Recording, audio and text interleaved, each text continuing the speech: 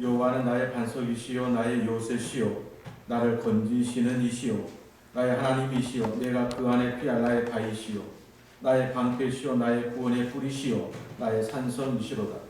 내가 찬송 받으실 여호와께 아뢰지니 내 원수들에게서 구원을 얻으리로다. 내가 환난 중에서 여호와께 아뢰며 나의 하나님께 부르짖었더니 그가 그의 성전에서 내 소리를 들으시며 그의 앞에서 나의 부르짖음이 그의 귀에 들렸도다. 아멘.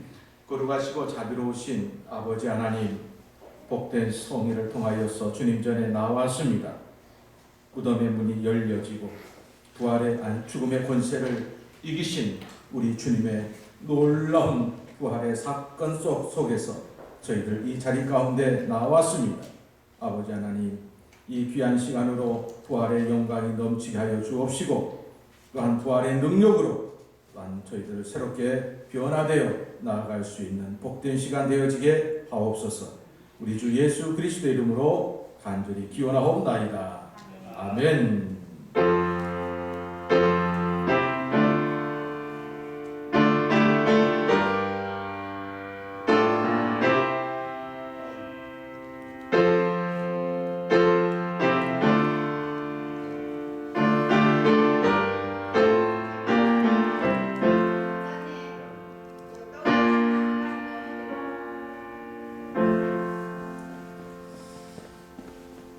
(160장) 찬송 드립니다.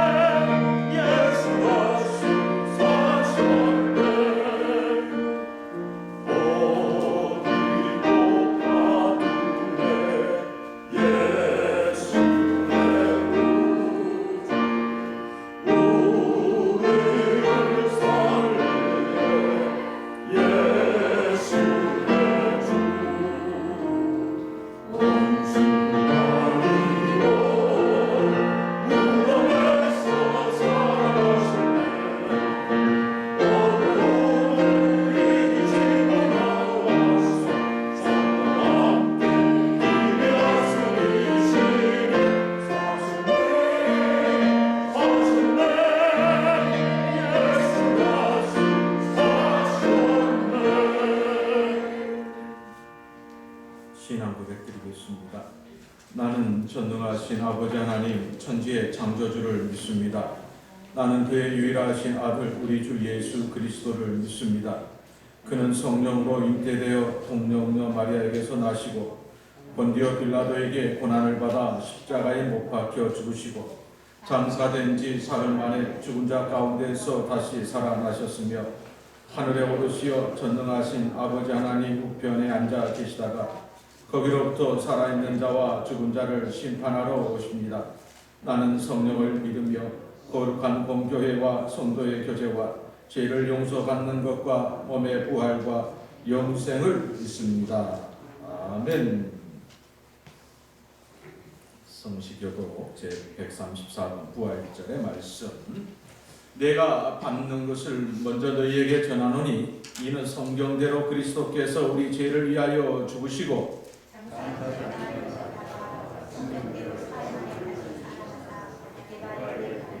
후에 12 제자에게와 그 후에 500여 형제에게 일시에 보이셨나니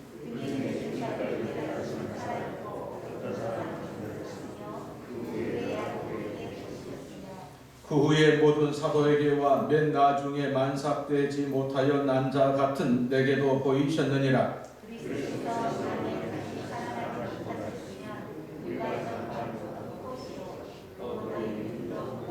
만일 그리스도 안에서 우리가 바라는 것이 다만 이 세상의 삶뿐이면 모든 사람 가운데 우리가 더욱 불쌍한 자이니라.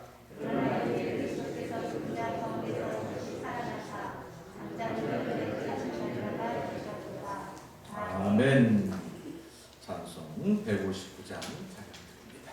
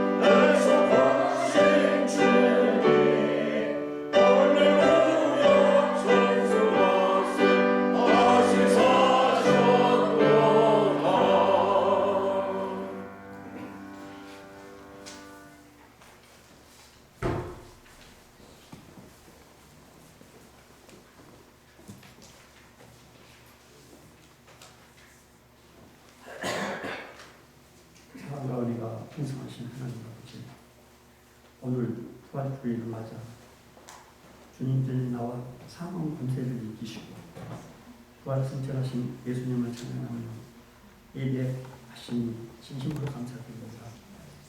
하나님 아버지, 지난 고난 주간에도 우리들의 삶이 주님의 사랑과 은혜 안에 살면서도 저희들 주님 뜻대로 살지 못하고 세상과 동행하며 살아온 그런 모습을 고백하고 얘기하오니 용서하여 주시옵소서. 하나님 아버지, 이 시간 우리를 위해 사망 권세에 이기시고 부활하셔서 하늘 보좌에 앉으신 예수 그리스도를 바라보게 하시오. 저희들 부활의 권능과 권세로 변화되게 하시고 세상의 빛과 소금의 직분을 잘 감당하며 주님 말씀을 관대히 증거하는 삶으로 이끌어 주옵소서. 저희의 삶 자체가 성령의 기쁨과 위로를 얻어 맡겨주신 사명을 잘 감당하게 하시고 어려운 시기에 지혜롭게 이겨나갈 수 있도록 인도하여 주시옵소서. 하나님 아버지, 이 나라 세대 간, 백신 간, 이념 간 분열로 인해 힘든 가운데 있는 우리나라를 긍휼히 여겨주셔서 주님이 보여주신 십자가의 사랑으로 서로 이해하고 용서하여 분열된 마음이 하나 되게 하시고, 아직도 지속되는 코로나19로 어렵고 힘들지만 지혜롭게 극복할 수 있기를 원합니다. 부활의 능력으로 코로나19로 인한 저희들의 상처와 고통을 치유하여 주셔서 우리들의 모든 삶이 살가 하나님 은혜 없이는 살 수 없음을 알게 하옵소서. 하나님 아버지, 우리 교회가 지난 역사에 안주하지 않고 모든 성도들이 한마음 한뜻으로 예배하게 하시고 끊임없는 중보 기도로 교회의 미래상인 화목하고 생동하며 성장하는 교회로 더욱 발전해 가도록 인도해 주시옵소서. 하나님 아버지, 이 시간 하나님 말씀을 전하신 목사님 영육간에 강건케 하시고 생명 있는 말씀을 선포하실 때 우리 모두가 하나 되게 하옵소서. 오늘 준비된 말씀으로 부활의 감격이 넘쳐나게 하셔서 연약한 저희 믿음이 더욱 강하고 견고한 믿음으로 변화되는 귀한 시간이 되게 하옵소서. 오늘 예배를 위해 수고하시는 보이지 않는 손길 위에 하나님의 풍성한 은혜가 함께 하옵소서. 이 시간 참석하지 못하고 온라인 유튜브로 함께하는 자녀들에게도 부활의 기쁨이 참여하는 은혜를 허락하시고 믿음 잃지 않도록 눈동자처럼 지켜주시옵소서. 부활이요 생명이신 예수 그리스도 이름으로 기도드립니다. 아멘.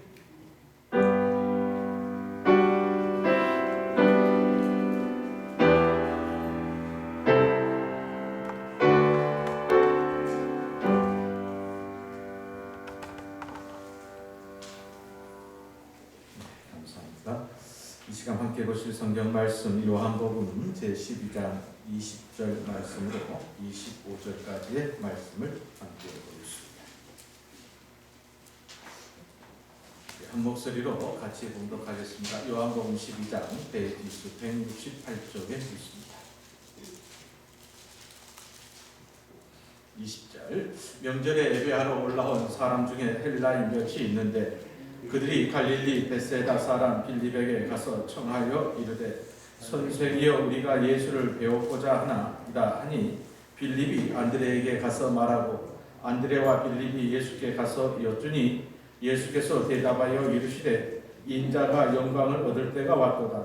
내가 진실로 진실로 너희에게 이르노니 한 알의 밀이 땅에 떨어져 죽지 아니하면 한 알 그대로 있고 죽으면 많은 열매를 맺느니라. 자기의 생명을 사랑하는 자는 잃어버릴 것이요 이 세상에서 자기의 생명을 미워하는 자는 영생하도록 보존하리라. 아멘.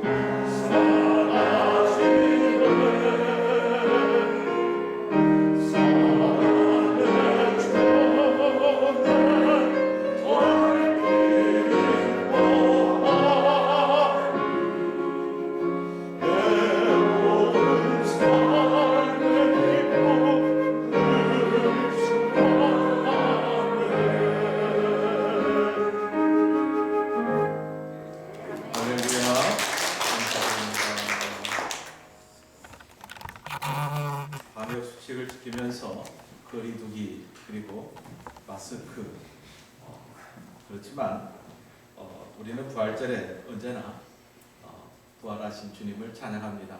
또 부활의 기쁨이 또 형제분과 또 집사님, 권사님과 함께하기를 바랍니다. 언제나 부활절에는 이런 인사를 드렸지요. 마스크를 하였다 해도 안 할 수는 없잖아요. 그죠? 우리 옆에 분과 부활의 기쁨이 집사님과 함께하기를 바랍니다. 인사하겠습니다. 부활의 기쁨이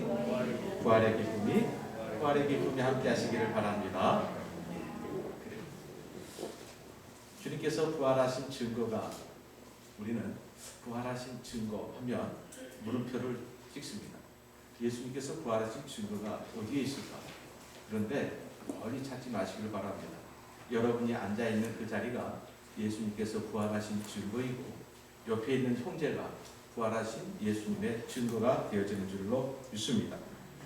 이 부활하신 예수님께서 모여있는, 그래서 문을 걸어 잠그고 모여있는 제자들과 더불어서 형제들을 향하여서 그렇게 인사하죠. 요한복음 20장 19절 말씀에 바로 너희에게 무엇이 있을지어다 평강이 있을지어다 이렇게 인사합니다. 히브리 말로는 샬롬이라고 말합니다. 어쩌면 우리 삶의 자리 속에서 이 샬롬, 평강, 그것은 내 안에 그리스도가 온전히 있음을 통하여서 바로 고백할 수 있는 것 아니겠습니까? 바로 내 안에 평강이, 그리고 내 안에 기쁨이, 내 안에 정말 소망이, 미래가 이렇게 고백할 수 있는 것은 바로 내 안에 주님을 모시고 있다라는 신앙의 아름다운 고백인 줄로 믿습니다. 특별히 고린도전서 우리는 15장을 부활의 장이라고 이야기를 합니다. 고린도전서 15장 12절로 20절 말씀은 우리 부활절이면 정말 우리가 늘 묵상하는 말씀이지요. 우리 한 목소리를 같이 묵상하겠습니다. 시작.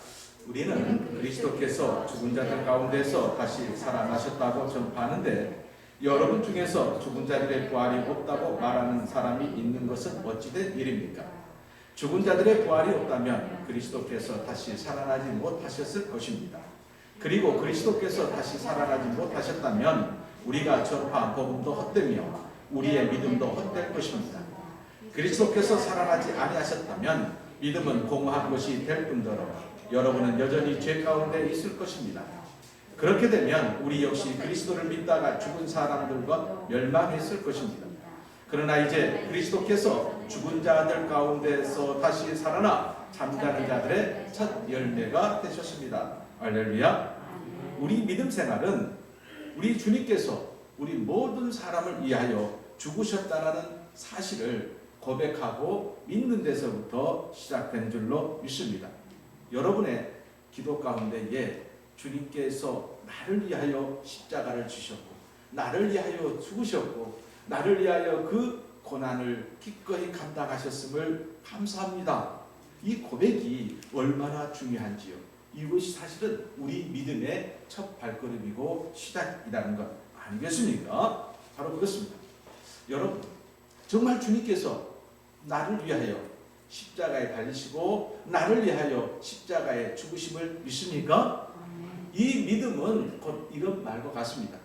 주님께서 십자가에 죽으신 것처럼 나 또한 십자가에서 죽었습니다 라는 고백입니다. 그렇죠? 주님께서 나를 위하여 죽으셨단 말입니다. 그래서 나의 죄성 또한 함께 죽은 줄로 믿습니다. 신학자들은 이것을 뭐라고 하냐면 대표성의 원리라고 이야기를 합니다. 대표성의 원리. 그것은 무슨 스포츠 경기를 한다든가 무슨 대회를 할 때에 회에 대표가 나와서 선서를 합니다. 선서하지 않습니까? 그러면 뒤에 있는 사람들도 똑같이 선서합니다. 그래서 이래 해서 이렇게 하겠습니다. 자, 뒤에 있는 사람들은 하질 않았지만은 이 한 사람의 선언을 통해서 선서를 통해서 모두 다 하는 것으로 되는 거 아니겠습니까? 중요한 것은 예수님께서 죽음을 이기시고 부활하셨기 때문에 예수님과 함께 죽은 사람들은 따라서 합시다. 주님의 부활과 우리의 부활도 우리의 바로 부활이요 이어지게 된다는 이야기예요. 예수와 함께 죽은 자는 예수와 함께 다시 사는 줄로 믿습니다. 이게 신앙의 믿음의 첫 발걸음이다 이 말입니다. 고린도전서 15장 20절의 말씀, 자 시작. 그러나 이제 그리스도께서는 죽은 자들 가운데서 다시 살아나 잠자는 자들의 뭐가 되셨습니다? 첫 열매가 되셨습니다. 예수님은 첫 열매요. 그럼 우리는 어떻게 해요? 두 번째, 세 번째, 네 번째 나중 열매가 되는 거잖아. 그렇죠? 자, 작년 이맘때 제가 이런 말씀, 고린도전서 이 복음, 이 말씀을 제가 여러분께 함께 나눴습니다. 우리가 부활의 영광, 부활의 능력으로 사는 사람은 어떤 사람들이냐? 우리가 세상을 살아가면서 가장 두려운 것 중에 하나가 죽음이라는 것입니다. 죽음을 두려워하지 않는 사람이 어디가 있겠습니까? 그런데 죽음 앞에서 담대하게, 저 말씀처럼 담대하게 살아갈 수 있는 사람, 죽음을 맞서는 사람, 아니 죽음을 이기는 사람, 저 고백이 있는 거 아니겠습니까? 한번 보겠습니다. 시작. 죽음아 너의 승리가 어디 있느냐? 죽음아 너의 찌르는 것이 어디 있느냐? 죽음이 찌르는 것은 죄이며 죄의 힘은 율법입니다. 그러나 우리 주 예수 그리스도를 통하여 우리에게 승리를 주시는 하나님께 감사합니다. 그러므로 나의 사랑하는 성도 여러분, 굳게 서서 흔들리지 말고 항상 주님의 일을 위해 자신을 드리십시오. 주님을 위해 일한 여러분의 수고는 결코 헛되지 않을 것임을 기억하시기 바랍니다. 죽음보다 더 강한 것이 무엇일까? 솔로몬이 지은 아가서의 말씀에 보면 사랑은 죽음같이 강하다라고 이야기를 합니다. 죽음 앞에 쓰러지지 않는 사람 한 사람도 없습니다. 아무리 힘센 사람도, 아무리 능력 있는 사람도, 아무리 권력을 가지고 세상을 좌우지하는 사람도 죽음 앞에서는 쓰러지기 마련입니다. 그런데 아가서를 쓴 솔로몬은 사랑은 죽음같이 강하다라고 이야기합니다. 죽음이 강하지만 사랑 역시 죽음처럼 강하다는 것이지요. 그런데 어쩌면 솔로몬은 그 사랑이 얼마나 강한지 이렇게 표현합니다. 사랑의 불길은 바닷물로도 끌 수 없고 강물로도 끌 수 없고 남자가 자기 재산을 다 바쳐도 결정적인 말이에요. 한 여자의 사랑을 얻을 수 없다. 아무리 사랑이 크고 그리고 힘이 있다 할지라도, 내가 그런 불같은 사랑이 있다 할지라도 사람의 마음, 한 여자의 사랑, 그것을 얻을 수 없다라고 이야기합니다. 어쩌면 솔로몬이 알고 있는 사랑은 한계가 분명한 것 같습니다. 그러나 여러분, 오늘 이 고린도전서의 말씀을 보면 죽음보다 더 강한 사랑이 있다. 이거는 확실합니다. 죽음보다 더 강한 사랑이 무엇인가? 오늘 보니까 이렇게 되어 있어요. 그 사랑은 우리를 사랑하신 하나님의 사랑입니다. 그 하나님의 사랑이 바로 예수 그리스도를 십자가에 내어 주셨고, 그 사랑이 마침내 죽음을 이기는 놀라운 부활의 역사를 가져왔다는 이야기예요. 그래서 어쩌면 우리는 하나님의 사랑이야말로 죽음을 이긴다는 것은 부활의 역사 아니겠습니까? 바로 그렇습니다. 오늘 그 위에 55절, 56절의 말씀을 보면 이렇게 되어 있습니다. 죽음아 너의 승리가 어디 있느냐? 죽음아 너의 찌르는 것이 어디 있느냐? 죽음이 찌르는 것은 죄이며 죄의 힘은 율법이다 라는 이야기가 있습니다. 참 아리송한 말씀입니다. 그런데 곰곰이 말씀을 살펴보면 이렇게 생각하면 됩니다. 각 나라마다 교도소가 있습니다. 교도소는 어떤 사람이 가느냐면 죄를 범한 사람이 갑니다. 법을 위반한 사람이 갑니다. 그렇죠? 그런데 그 법이 없다면 갔을까요? 안 갔을까요? 안 갔겠죠. 각 나라마다 헌법이 있고 나름대로 규칙, 규범이 있습니다. 그걸 어긴 사람은 거기에 맞는 죄값을 치르게 되어지는 것 아니겠습니까? 그것이 바로 교도소고 또 벌금을 내는 것이고 그런 것일 겁니다. 그런데 만약에 그 법이 없다면 교도소 갈 사람이 없죠. 또 벌금 낼 사람이 없죠. 자, 그렇게 생각한다면 자, 이렇게 되어 있습니다. 죄란 무엇이냐? 죄란 죽음을 가져오는 독침과도 같다. 이 죄라는 이 독침을 맞으면 모든 사람은 다 엎어지게 되어 있다.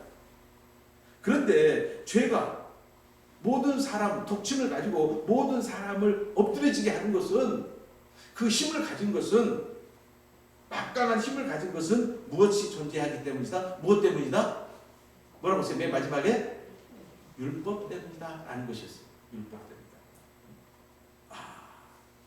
자, 그런데 더 중요한 것이 있습니다. 저 말씀을 가지고 보면 작년에 이런 도식을 제가 여러분께 설명을 드렸죠. 자, 율법은 죄를 만들어내고 그 죄는 독침이 되어서 죽음을 만들어내요. 그래서 죄의 싹은 뭐라고요? 사망이에요.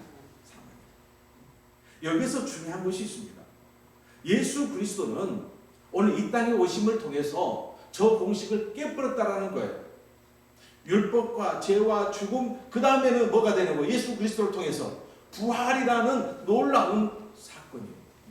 이 부활은 말 그대로 지금까지의 이 공식을 깨버린 것이겠죠. 예수님은 우리의 모든 죄를 지시고 십자가 위에서 죽으셨습니다. 여기까지는 죽음으로 끝나는 인생이죠. 그런데 문제는 주님께서 뭐 하심을 통해서? 부활하심을 통해서 저 공식이 깨어지고 죽음 다음에 부활이라는 놀라운 장이 열려졌다는 것 아니겠습니까? 로마서 10장 4절 말씀에 이거 굉장히 중요한 말씀이죠. 자, 보겠습니다. 다시. 시작. 그리스도의 모든 믿는 자에게 의를 이루게 하여 율법의 마침이 되시기를. 율법에 뭐라고 그랬어요? 마침자라고 했어요. 이게 율법의 완성자라는 거예요. 율법의 종결자라는 거예요. 율법이 처음에는 죄를 만들어낸다고 그랬잖아요. 그런데 우리가 예수 그리스도를 통해서 예수 그리스도의 믿음, 예수 그리스도는 어떤 분이냐? 그분은 율법의 완성자고 율법의 마침이고 율법의 종결자이기 때문에 예수 그리스도를 믿는 그 순간에 우리는 말 그대로 죄의 율법으로, 죄와 죽음으로부터 자유하게 되어진다는 이야기 아니겠습니까? 바로 그렇습니다. 그래서 우리는 분명하게 공식이 깨어짐의 증거가 바로 로마서의 말씀이죠. 자, 시작. 그러므로 이제 그리스도 예수 안에 자에게는 결코 뭐가 없나니? 정죄함이 없나니? 이는 그리스도 예수 안에 있는 생명의 성령의 법이 죄와 사망의 법에서 너를 뭐하였습니다? 해방하였습니다. 믿습니까? 예수 그리스도를 통해서, 율법의 완성자이신 예수 그리스도를 믿음을 통해서 우리는 죄와 사망의 법에서 우리는 온전히 자유케 된 자들이라는 거예요. 그렇기 때문에 죽음아 너의 승리가 어디가 있느냐, 죽음아 너를 찌르는 그러한 것이 어디 있냐라고 조롱할 수 있는, 담대할 수 있는 아름다운 자리가 오늘 우리의 자리가 되어지는 줄로 믿습니다. 그렇다면 어떤 사람이 부활의 첫 열매 되신 예수 그리스도를 통해서 그 부활의 영광, 그리고 예수님 부활의 아름다운 삶을 사는 자들인가? 우리는 말씀을 통해서 다시 한번 보겠습니다.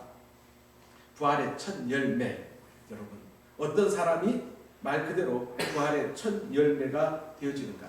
예수 그리스도께 속한 사람이라고 우리는 분명히 알고 있습니다. 자, 예수 그리스도께 속한 사람은 어떤 인생을 사는가라는 거예요. 지난 제가 몇 번의 말씀을 통해서도 여러분께 소개를 해드렸습니다만은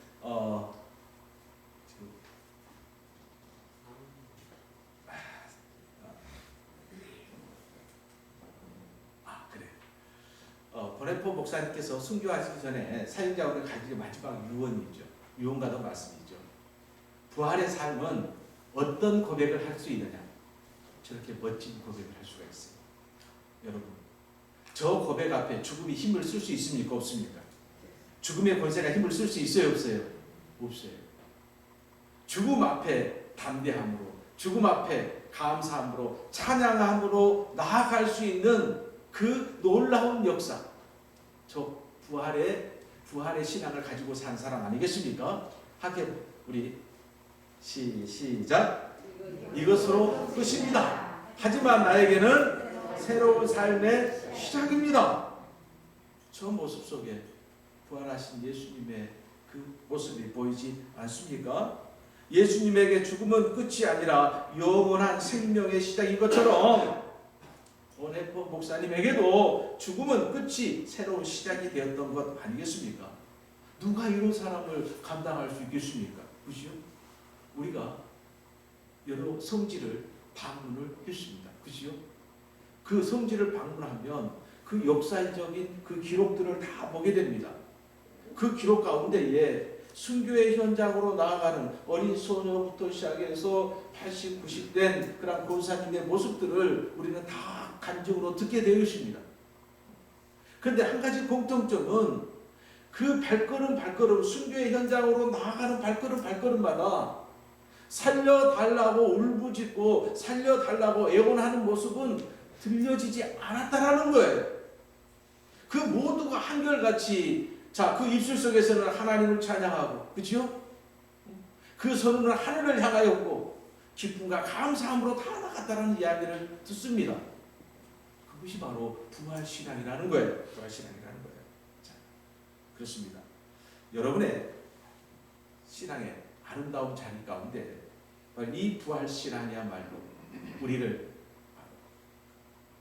굳건히 또 강하게 만드는 그러한 고백이 되어지는 줄로 믿습니다. 바로 그렇습니다. 그렇다면 오늘 부활신앙, 저 고린도전서 15장 23절 말씀에 아주 중요한 신앙이 말씀이 나오면 함께 보겠습니다. 시작. 그러나 각각 자기 차례 노래는 먼저는 첫 연맹이 그리스도요, 다음에는 그가 부활하실 때 그리스도에게 속한 자. 그리스도 예수께 뭐한 자? 그리스도 예수께 속한 자가 진짜 예수를 믿는 사람입니다. 예수 믿는 사람 어떤 사람이라고요? 그리스도께 속한 자라고 그랬어요. 그러면 그리스도께 속한 사람은 어떤 사람이겠냐 이 말이에요. 말 그대로 그리스도께 속한 사람은 그리스도의 사람이라고 불려지고 그리스도와 동행하는 사람이라고 불려지고 그리고 그리스도께 확 붙어있는 사람이라고 불려지는 거예요. 예수님께서 포도나무 비유를 드셨잖아요. 예수님은 나는 포도나무요 예수를 잘 믿는 너희는 무엇이니? 가지니. 그치요? 이 가지는 나무를 떠나서 존재해요 못해요? 못한다 이 말이요. 그래서 예수를 믿는 사람 그리스도인은 가지된 우리는 몸이 예수께 딱 붙어있다라는 거예요. 그럼 예수께 붙어있다라는 건 무엇이냐? 예수께 속해 있다는 말은 무엇이냐는 말이에요. 그렇죠? 예수님이 말씀하시고 예수님이 뜻하신 일에 함께 하는 자가 아니겠습니까? 바로 그렇습니다. 요한복음 15장 5절 말씀에 이렇게 말씀합니다. 내 안에 있으라. 그러면 나도 너희 안에 있겠다라고 이야기를 합니다. 부활신앙이란 다른 것이 아닙니다. 주님의 일에 우리가 함께 하는 것이고 주님의 일이 내 일이 되어지는 것이고 그리고 주님의 뜻이 내 뜻이 되어지는 것 아니겠습니까? 바로 그렇습니다.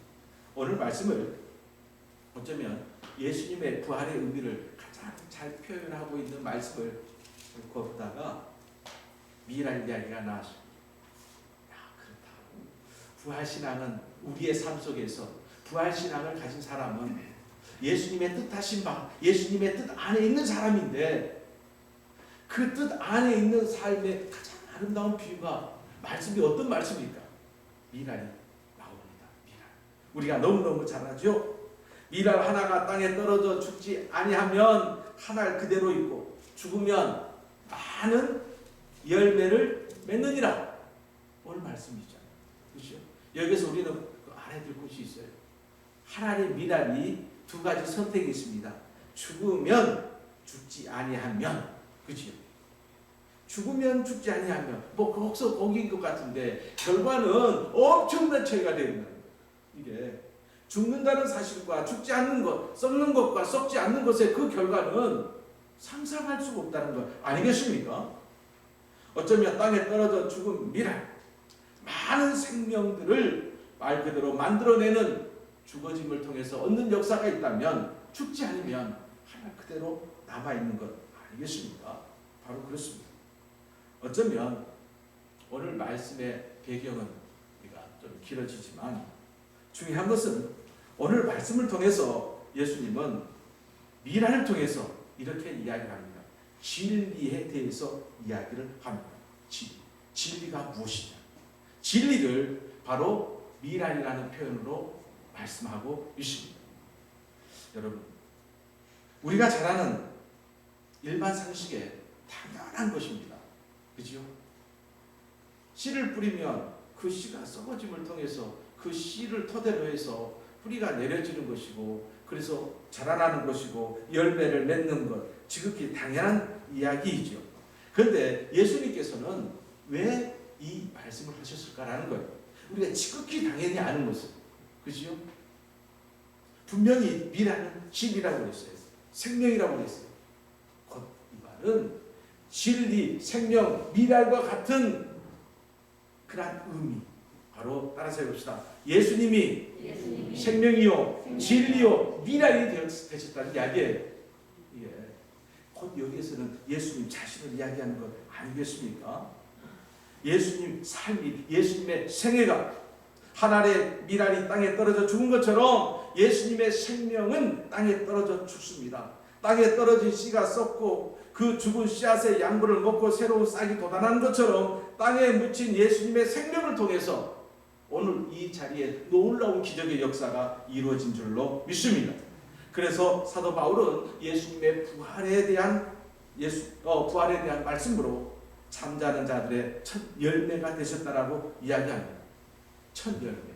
그러면 두 번째, 세 번째 계속적인 예수님을 통해서 생명의 역사는 이루어지는 것 아니겠습니까? 그렇습니다. 오늘 분명한 것은 우리가 모든 기도에서처럼 그런 것처럼 예수님은 오늘 우리에게 어떤 의미로 다가오십니까? 자, 요한복음 14장 6절 말씀에 나를 통하지 않고서는 아버지께로 갈 자가 있다고요? 없다고요? 없다라고 했습니다. 없다. 어쩌면 오늘 우리의 삶의 자리 속에서 예수님은 어떤 존재입니까? 진리로, 생명으로, 그리고 미랄이 됨을 통해서 새로운 놀라운 부활의 생명의 역사를 이루어 주셨습니다. 그렇다면 그 자리, 그 생명을 통해서 내가 다시 태어났느냐라는 것이 아니겠습니까? 하나의 미랄이 땅에 떨어져 죽음으로 많은 열매를 맺는다고 했는데 그 열매 가운데 내가 있느냐라는 것이었어요. 내가 있느냐.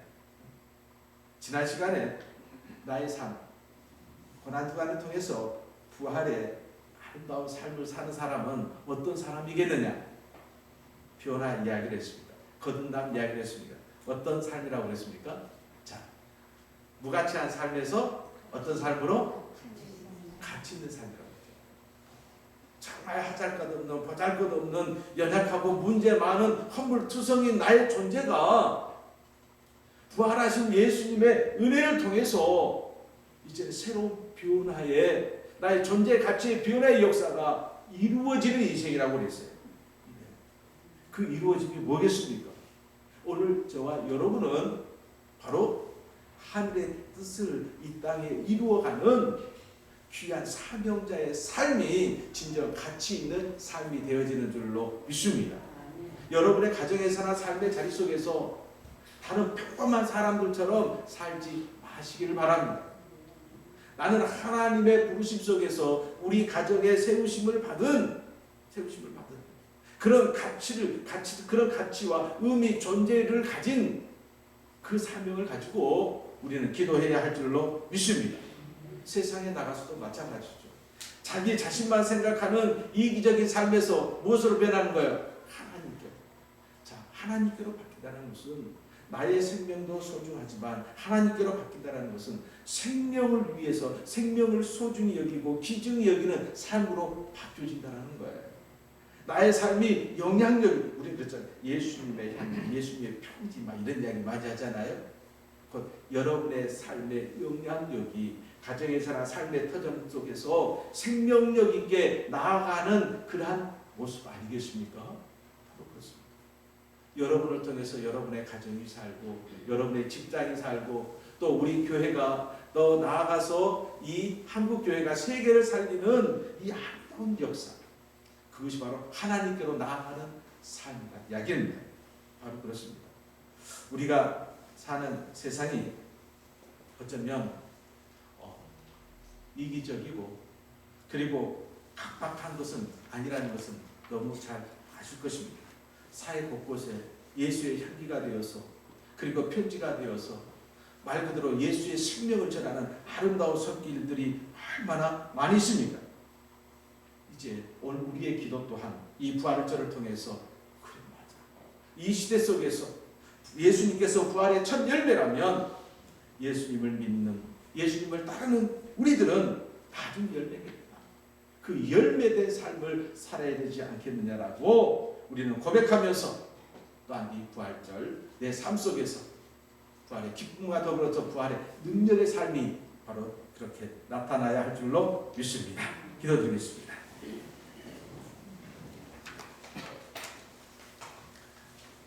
우리를 구원하기 위하여 독생자 예수 그리스도를 이 땅에 보내시고 십자가의 보혈의 피로 우리의 죄를 대속하여 씻어주시고 또 죽음에서 부활하게 하신 하나님께 이 시간 감사와 영광을 돌립니다.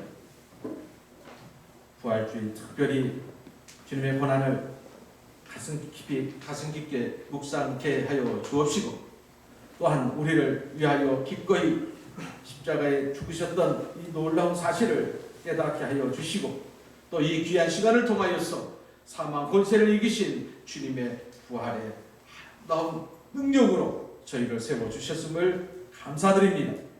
특별히 오늘은 또한 주님의 뜻 가운데 세우신 주의 몸된 교회 아버지 하나님 저희 모두가 이 부활의 기쁨과 능력을 가지고 세워진 교회임을 알게 하시고 교회와 더불어서 한마음 한뜻이 되어서 빛과 소금의 아름다운 사명을 감당하는 저희 모두가 되어지게 하여 주옵소서. 예수님의 이름으로 간절히 기도드립니다. 아멘.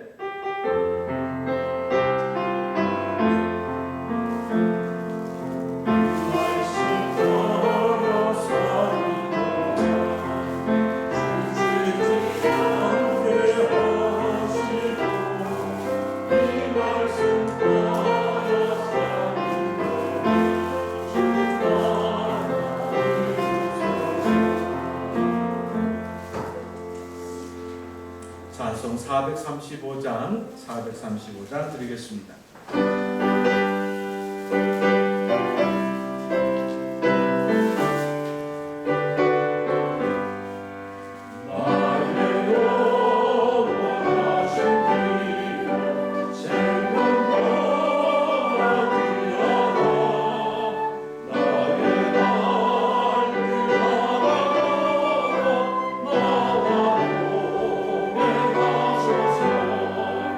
주께로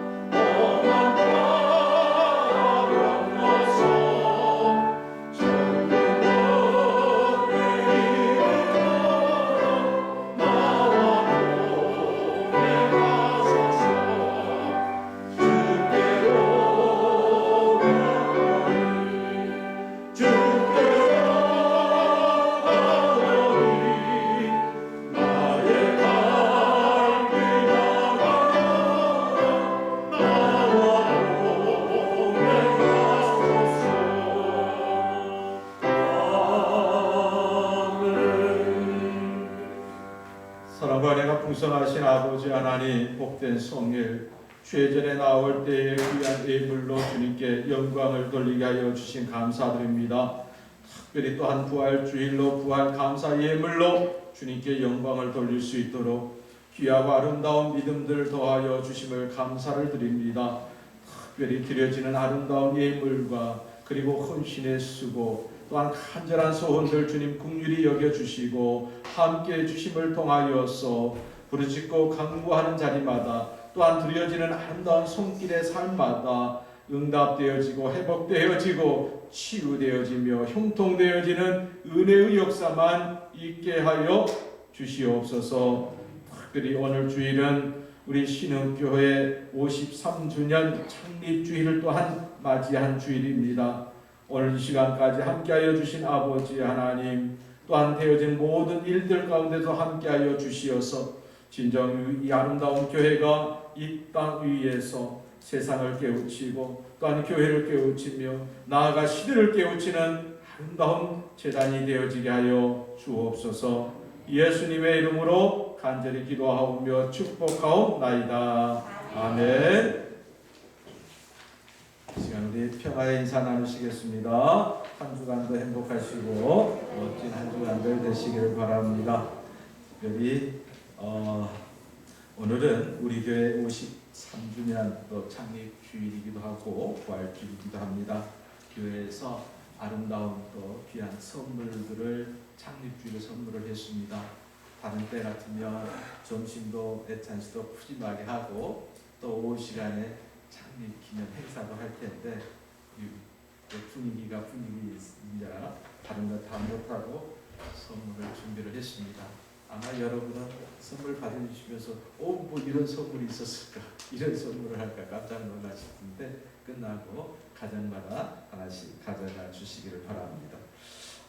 이제 그래도 우리 교회 생일날이지 않습니까? 그래도 축하 케이크를 자르면서 우리가 함께 창립주일을 축하할 수 있도록 하겠습니다. 준비하는 동안에요. 앞으로 좀 당겨주시고 처리 좀 해주시고 여러분 신흥교회가 방송실 신흥교회가 1절 우리가 부르시면서 준비할 수 있도록 하시고요. 그리고 우리 원로 장로님들 그리고 시부 장로님들 나오셔서 파팅해 주시면 고맙겠습니다.